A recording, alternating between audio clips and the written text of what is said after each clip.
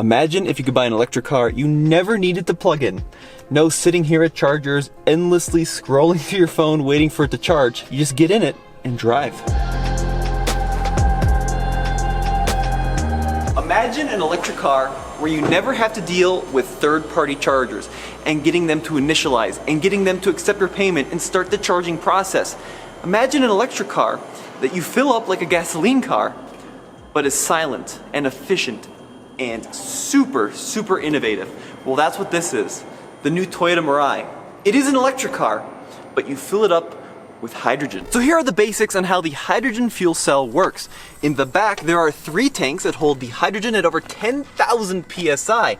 And when you press on the accelerator, that hydrogen is sent to this, the fuel stack, where it's combined with oxygen in the air. That creates electricity, which powers an electric motor in the back for the rear wheels. The byproduct is pure distilled water. That's pretty cool, and it actually has a couple advantages.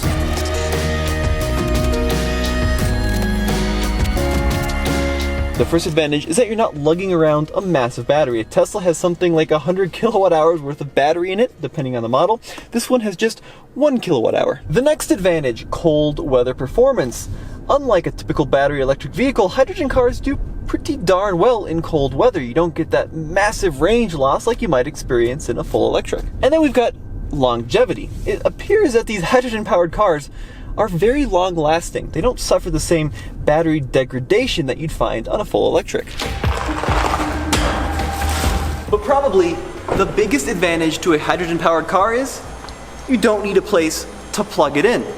Right now we're standing underneath an apartment complex here in Boulder, Colorado. It was built in the 1970s, and none of the parking spaces actually have access to a power outlet, let alone a 240 volt power outlet. You operate this like a gasoline car. You drive it to a hydrogen station. It takes 3 to 5 minutes to fill up completely from empty to full, and then you're ready to go for about 400 miles according to Toyota. Now there are a bunch of disadvantages with hydrogen compared to a full battery electric vehicle. If you have a place either at home or at work where you can charge it up, it makes so much sense to buy a Tesla or a Leaf or something like that, because with a 240 volt plug, you can pretty much charge up any EV on the market in a matter of a few hours, charge it up overnight, wake up in the morning with a full tank, full charge, and you're ready to drive for another 200-300 miles, bring it on back home, and fill it up at home. It's also very affordable to do it that way. Hydrogen is the most abundant element in the universe, but when you go to fill up your car, I think you'll find it's pretty expensive.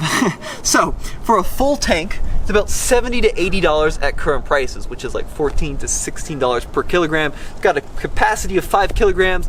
That adds up quickly. Luckily, Toyota does give you a credit of $15,000, a special credit card for free hydrogen that works at the station. So a big advantage there, but if that runs out, currently, it's a lot of money to fill this car. And then we come to the biggest issue of them all, the number of hydrogen stations that are publicly available so you can fill up your car. If I go to apps and click fuel, it's not going to find any here in Colorado because there aren't any current publicly available stations here in Colorado. There are 45 in the US, 43 of them are in California. There's 1 or 2 of them in Hawaii, and that's pretty much it. That's not a lot of available stations. So you can easily fill up that TRX that just went by. Not so much with the Mirai. And then there's a safety concern, which I don't think should be too much of a concern because you wouldn't believe how much testing these tanks have gone through to make sure they are solid, sturdy, and won't cause a fire or an explosion. There are actually 3 of them. There's one kind of here underneath the vehicle running like this. There's one in the back that runs side to side, and another one kind of back here in the trunk. They are 3-layer reinforced carbon fiber. They put them through insane tests, including shooting them with artillery to make sure that they won't explode in the presence of a spark or a flame.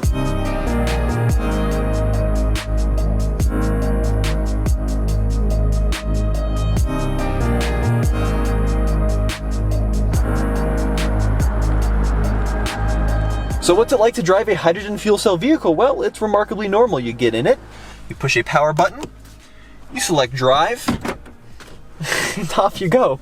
The way it operates is very similar to a gasoline hybrid. So when you accelerate, it draws power from that 1 kilowatt hour battery, and that's so it can ramp up the fuel cell to make its own electricity. The only byproduct of that, of course, is water and a little hissing noise. So when you floor it, you get a little hissing noise, and that's actually an electric supercharger that's forcing oxygen over the fuel stack so it can combine with the hydrogen to create more electricity to propel you down the road. As a car, the Mirai is beautifully comfortable because it is based on a shortened wheelbase Lexus LS. That's right, the massive, uber luxurious Lexus sedan. So it's got super soft suspension, the steering is overboosted and light, and it's beautifully quiet, but I love that.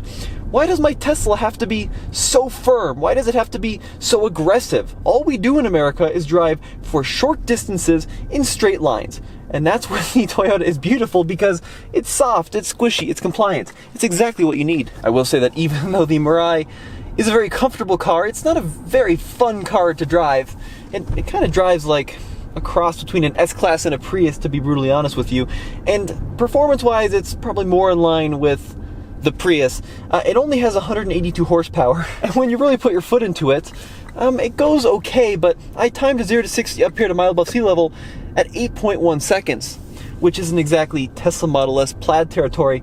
And it's also worth noting that, unlike a traditional electric car which is unaffected by altitude, because the fuel cell needs oxygen to create electricity, it is affected by altitude. So this is one of the only electric cars that is affected by altitude. And when you floor it, you can actually see a trail of water behind you as it dribbles out the bottom.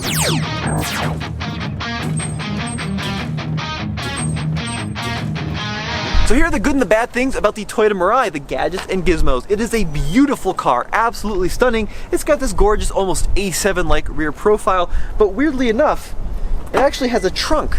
And the trunk really isn't all that big.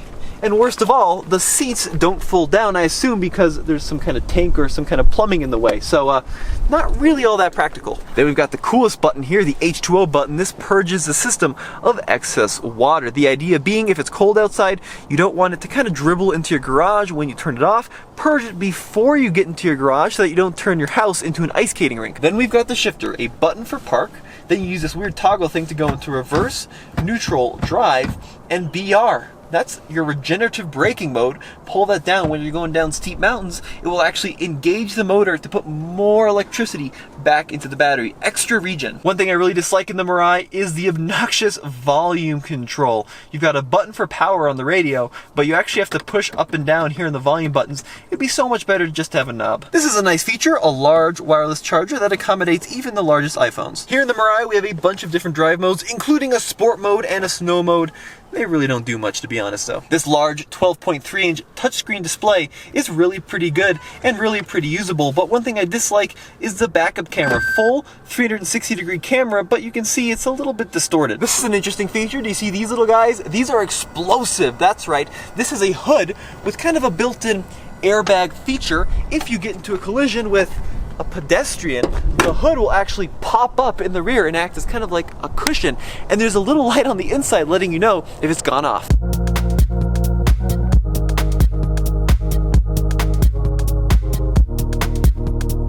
I do think the Mirai is pretty good value. Starts at just under $50,000, $49,500. This one isn't a loaded limited, it's just, you know, your run-of-the-mill XLE. $49,500. You get a hell of a lot of tech for the money. You get the leather seats, Softex leather seats. You also get the big screens, heated seats, the full camera system. That's a lot of car, and you get the $15,000 in free hydrogen. So the Toyota Mirai. I am really impressed with this car.